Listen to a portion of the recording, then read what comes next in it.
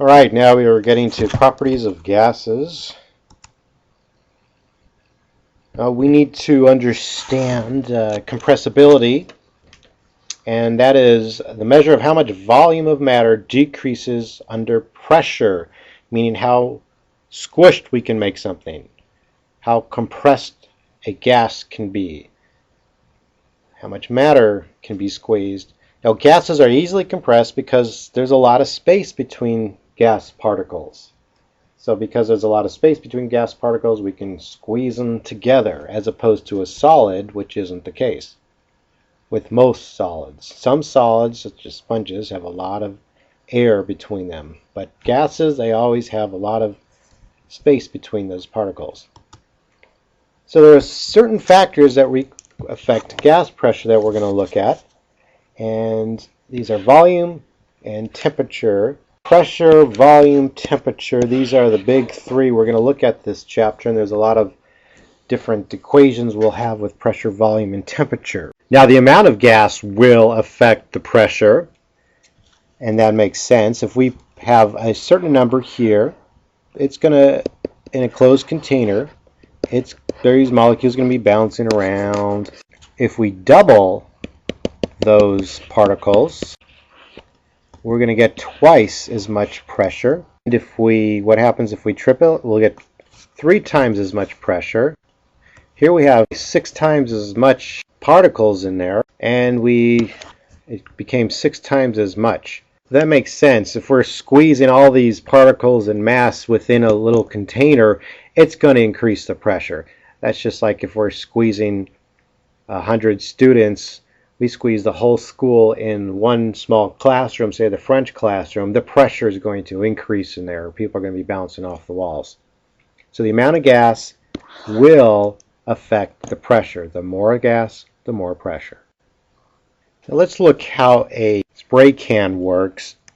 We know that things will move from a high pressure to a low pressure. If there's a lot of molecules in here, there's a high pressure inside. And if we put a little opening, they'll rush out to where it's lower pressure. So things move from high pressure to low pressure. Now inside a aerosol can, say this might be some hairspray.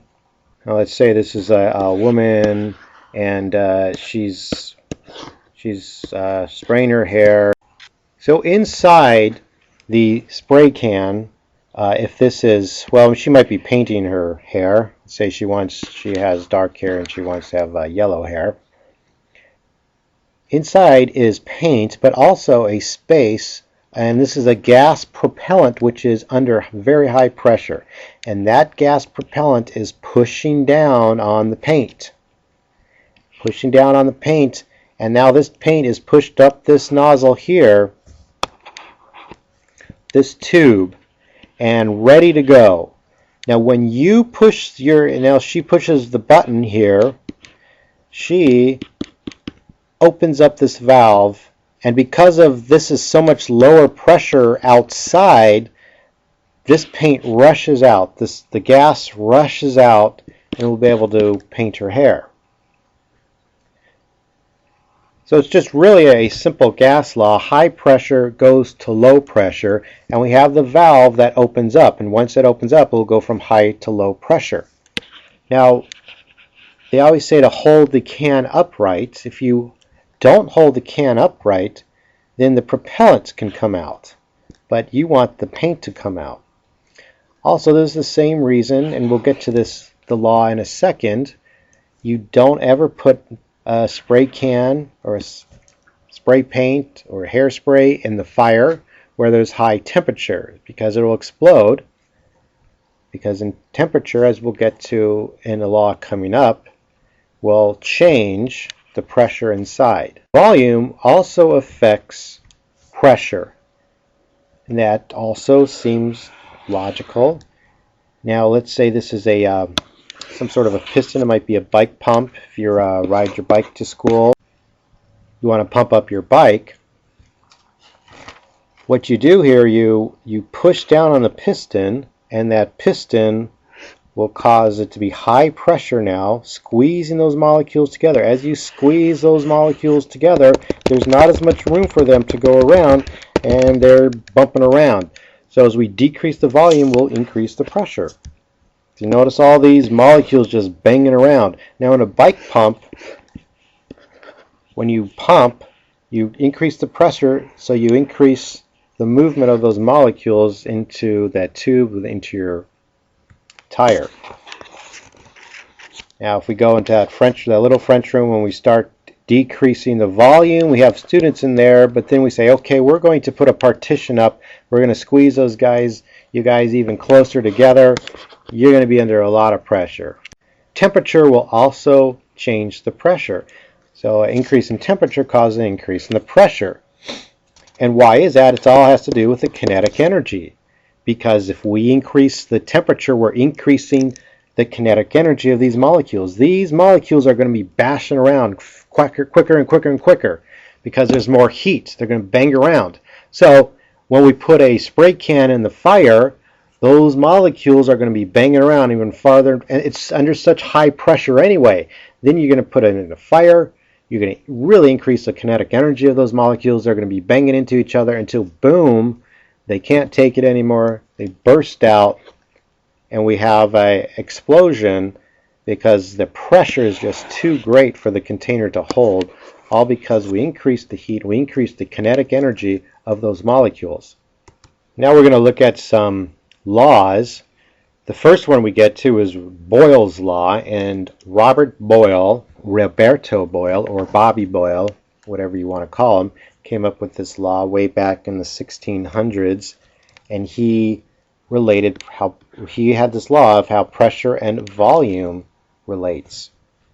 And this is Robert Boyle. I think this might have been painted in the 1680s or so. Part of that 80s hair band, 80s metal band. I think he was in while he was doing some physics and chemistry work. Anyway, so he related pressure and volume. Now the pressure we're going to always use is going to be in kilopascals. Remember, Pa puts the pressure on you.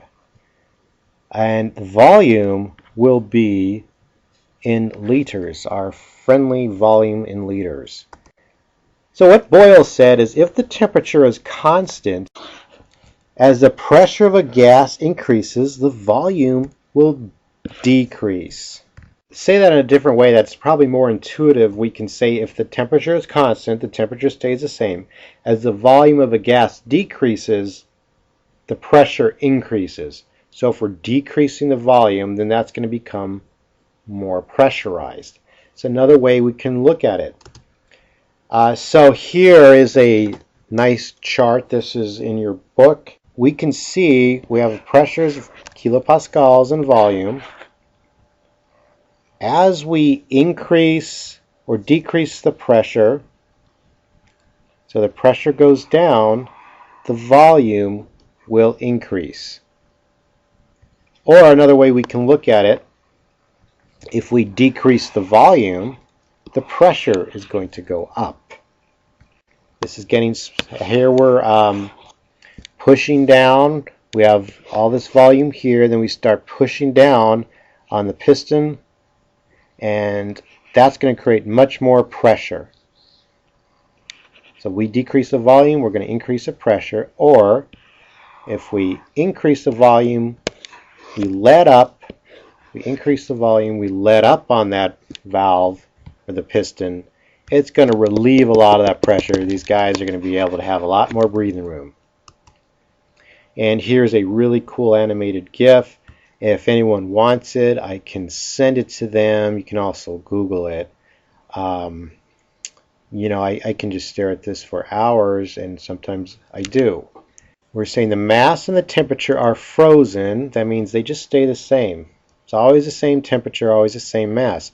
But as we're decreasing that volume, we're squeezing it together, the pressure is increasing. We can see that on the left, in the lower left, that little pressure gauge.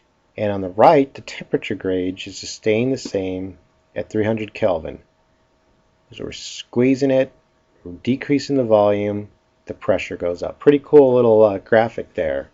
And just let me know and I can get it to you. So here's the equation we're going to need. Pretty simple equation dealing with Boyle's law. Pressure and volume. P1 V1. So the pressure, first pressure times the first volume equals the second pressure times the second volume. Alright, so let's try a problem here.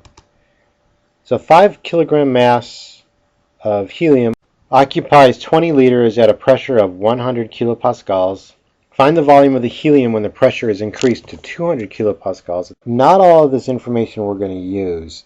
We really don't need to know that it has 0.5 kilograms of mass. So what you want to do is just write down everything you're given. We have 20 liters, that's a volume. So the volume 1 is 20 liters. And the pressure is 100 kilopascals, first pressure. Now we want to know what the volume is when the pressure is increased to 200 kilopascals. So the pressure 2 is going to be 200 kilopascals. What is that second volume? Okay, let's just use this equation, which is P1 V1 equals P2 V2. So we're just solving for V2. So V2 just equals P2 over P1 V1. And I would just plug it in. It's not going to be very difficult. Hopefully it won't be. The pressure 2 is 200. Pressure 1 is 100. And the volume 1 is 20. We can just cut that out there. That's going to be 1 over 110. So that equals 0.1 liters. And there we have it. So that makes sense. That should try and make sense to us, because when the pressure increases, the volume will decrease. And that's what Boyle's law says.